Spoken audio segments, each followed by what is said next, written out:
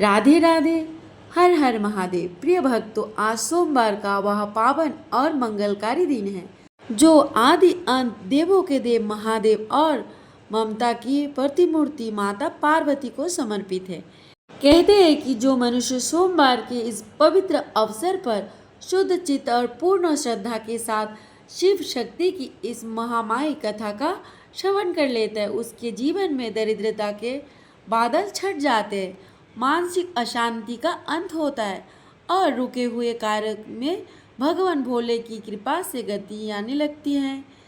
यह कथा मात्र शब्दों का समूह नहीं, बल्कि यह कथा आध्यात्मिक यात्रा है जो आपके विश्वास को अडिग बनाएगी और आपको उस परम शांति से जोड़ेगी जिसकी खोज में मनुष्य जीवन भर भटकता रहता है।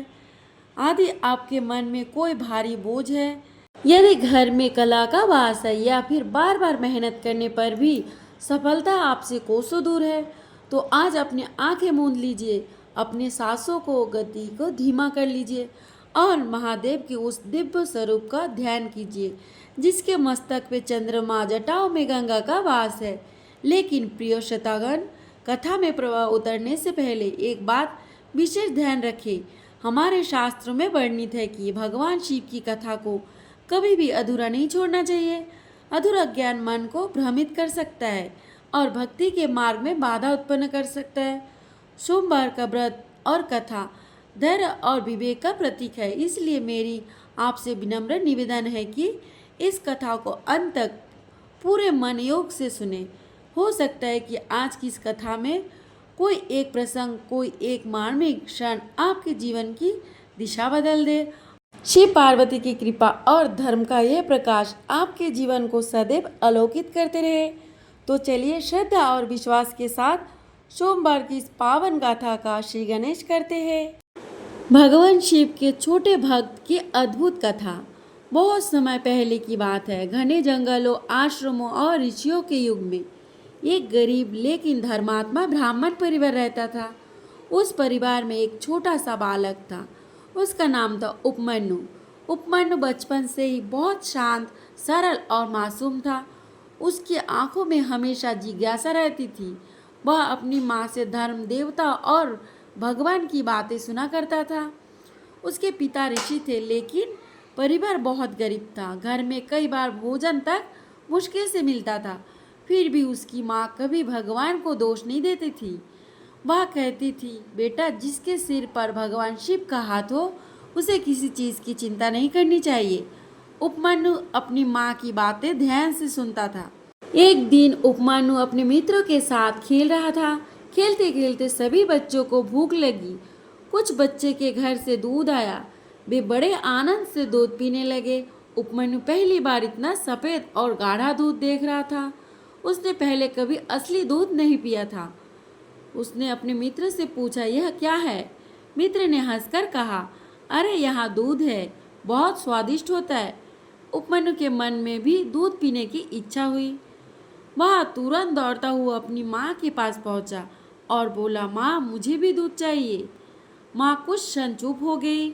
उसके पास ना गाय थी ना धन। उसका हृदय जैसे टूट गया, लेकिन वह अपने बेटे को दुखी नहीं देख सकती थी।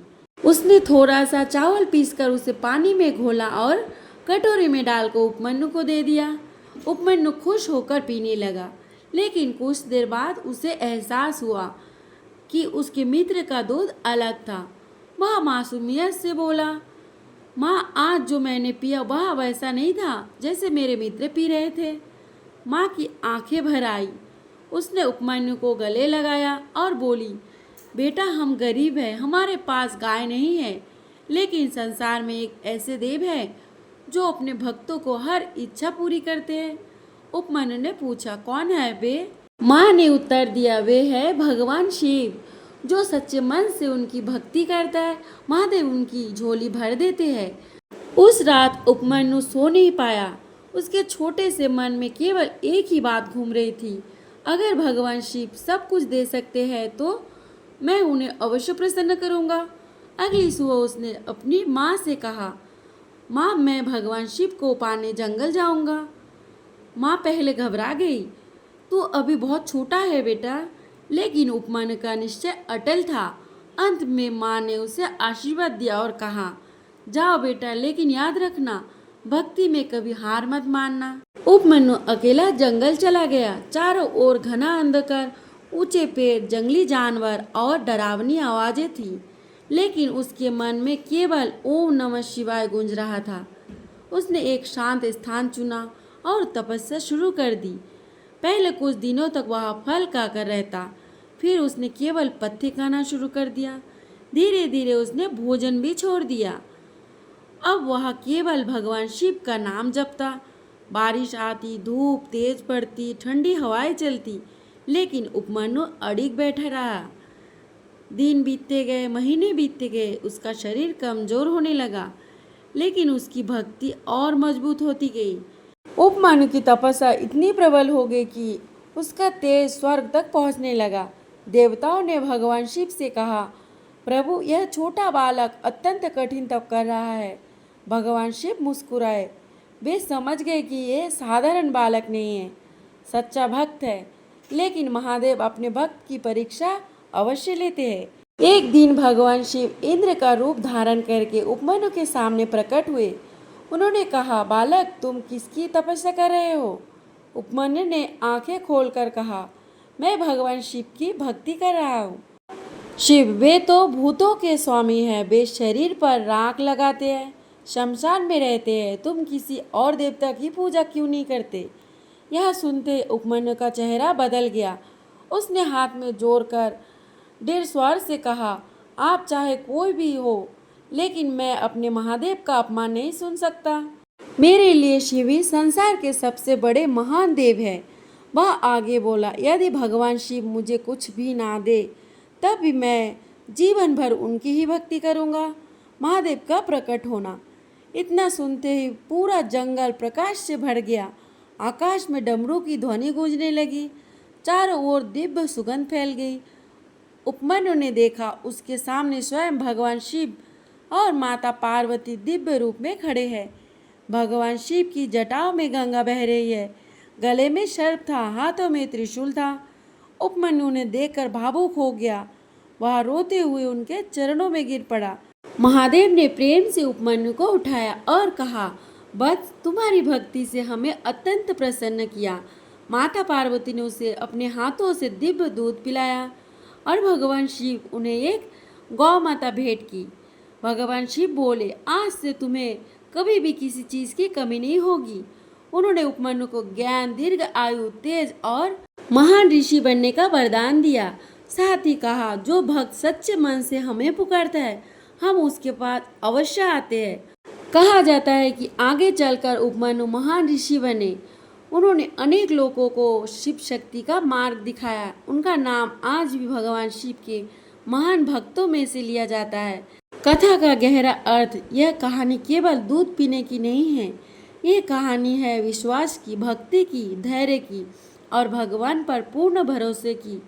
छोटा उपमन्यु गरीब था, अकेले था, लेकिन उसके पास एक चीज थी, सच्चा विश्वास। और वही विश्वास उसे भगवान शिव तक ले गया।